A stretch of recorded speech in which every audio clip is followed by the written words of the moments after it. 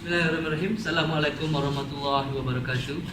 Today, our group will present on the organizational change of Apple Incorporation. So sit back, relax, and enjoy our presentation. Thank you. Okay, Assalamualaikum. My name is Nazim. I'll be telling you more about the background history of Apple Macintosh. Okay, it all started when high school buddies Steve Wozniak and Steve Jobs they started Apple Company in 1976, and their first product is Apple I. And the next year, Apple II was produced. Now, in 1984, Apple debuts the Macintosh personal computer, and during 1895, there was a 1985 there was a power struggle, and that leads to Jobs' resignation from the company. But surprisingly, in 1997, Jobs came back and became the interim CEO. And in 2011, he steps down because of the pancreatic cancer, and Tim Cook takes his role. Now, proceed on with the internal conflict. After the disappointing sales of Macintosh in 1984, Jobs he discovered a bad relationship with John Sculley, and that is why the internal conflict started. Now, Jobs intend to regain back control of the company by rescheduling a business trip in China so that he could go under Sculley's name. However, his secret motive reaches Sculley, and Sculley confronted Jobs and take this issue for the board meeting. Now that leads to external conflict. Okay, the external crisis here occurred when the board members they focus more on money making. They focus more on profit, and this against Jobs' perception. And so most of the board members, all of them, they vote for Sculley, and then Jobs leads to Jobs' resignation from the company. Okay. Welcome, my name is Ali. Now I will be explaining on the mission, vision, and culture of Apple Corporation. Now, let's go to the mission first. Steve Jobs was a visionary and also someone that really focuses on technology. So Apple's mission statement when Steve Jobs' time is to make a contribution to the world by making tools that advances humankind. This means that he actually focused on innovation, and the technologies that he created were used for mankind's advance, not for profit. This was changed when, after Steve Jobs' death, where Tim Cook handled the reins, and the mission of Apple became Apple Design Macs, best personal computers in the world, along with the OS, iLife, iWork, you name it. This means Apple's mission statement changed into a lot more business landscape and focuses more on profit gaining rather than innovating technologies. Let's go to the vision. Now, vision. Steve Jobs' vision is for the computers, for the rest of us, for all of us. This means Steve wanted a world where everyone has technology, everyone has networking, everyone has connection with each other. And that changes to, and Tim Cook handled the reins again, change again by, we believe that we need to own and control the primary technologies and behind the products that we make. And they participate in markets which they can contribute. This means Apple's vision statement now changes from innovation towards profiting, towards garnering profit. That's it. Now, let's go a bit on the culture of Apple. Apple has two really good culture, really unique culture in a way. First is DRI, which is directly responsible individual.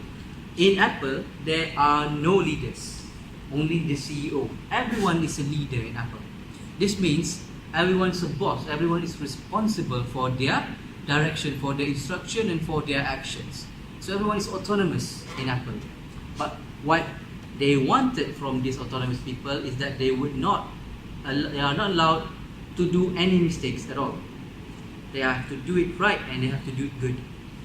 Now, let's go to the second one, SBC. Simplicity breeds clarity. Simplicity breeds clarity. Simplicity. Simplicity means straightforward organization. There's only one CEO, Tim Cook or Steve Jobs, and there's a lot of employees. And the employees all have the same power, where everything goes to just one man, Steve Jobs or Tim Cook. Specialization. Only expertise is like prioritized, which means you will not receive any minor work that doesn't go with your field or doesn't go with your expertise. You just have to do your work depending on your field. Behavior, behavior. Now, Apple actually is quite lenient. They give a chance for people, for their employees to work at home. When they work at home, they are more productive and they are more creative, as they said. So they give them a chance to work at home. Lastly, clarity. Clarity in the sense of designing. In Apple, the designer have all the authority, even much more than the CEO. This means that every design is very important for the designer, and every changes must be changed by the designer, only to be observed by the CEO. And if it's not perfect, it will never come out. That's why when we see Apple products, we see very perfect products. So that's the culture of Apple Corporation. Thank you. Okay, now moving on to the recommendation of appropriate strategies to the communicate changes in Apple's Incorporated. So the first recommendation that should have been done by the Macintosh during that era is that they need to be open towards receiving feedbacks and opinions from other stakeholders. Okay, this happens when during back in those days where John Scully was the CEO of Apple Macintosh, and there have been some dispute there with Bill Gates, the founder of Microsoft. So here Bill Gates asked the CEO, John Scully, to make a license towards their operating system, their hardware, before they launch their Macintosh to the market. This is because it's to help them to regain back their priority of their Macintosh. However, they did not take their advice from the Microsoft, so they have been downfall with their marketing strategies. Next, Apple should consider it and be prepared with the software and materials. They have to check properly the software and the materials before launching it to the market. This is because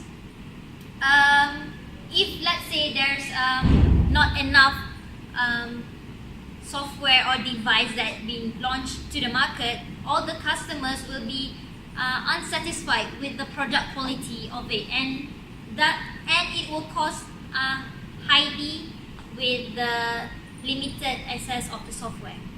Lastly, the company need to be aware of the company's long-term goal.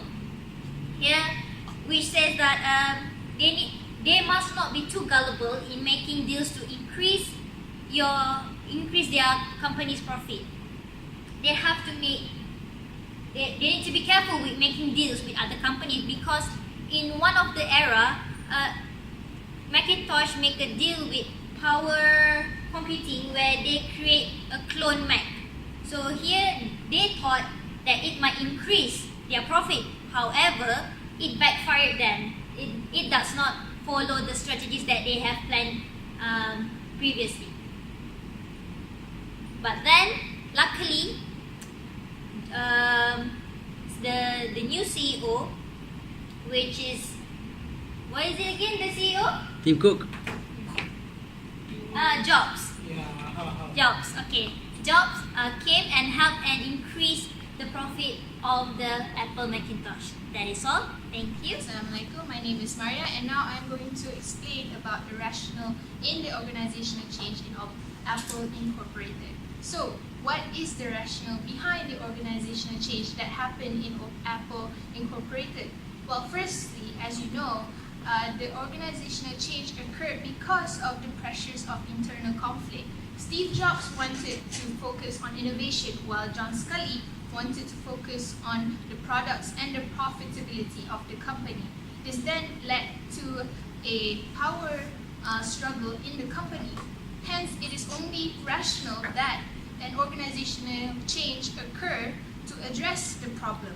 If the problem were not to be addressed, then this will lead to a negative and disagreeable working environment, which will inevitably lead to a less progressive work environment, and because of the lack of cooperation as well as harmony. Okay, the second rationale is to help Apple Incorporated to adapt to the fluctuations or volatility of current business environment. As we all know, organizational change can affect the current leadership thinking style, and if done properly, it will help to develop more fresh and better ideas that will enable a company to establish new systems, processes, and integrated framework. The third rationale is to help Apple Incorporated to pave way for innovation. Being in an industry of technology, Apple Incorporated needs to keep developing fresh new ideas to keep on making the next new thing in order to stay afloat. Hence, had not Steve Jobs being brought back to become the CEO of Apple, Apple Incorporated would still be focusing only on profits and profitability instead of the innovation that will help them to be successful as they are now. Thank you. So, thank you so much for listening to our presentation. Now, what is organizational change? It is where company changes due to internal and external factors. Now, to conclude, organizational change for Apple is one of the most important things and one of the best things that happened to them, because without change in CEO, none of us would have the luxury of having iProducts. So with that said, thank you so much. Assalamualaikum warahmatullahi wabarakatuh.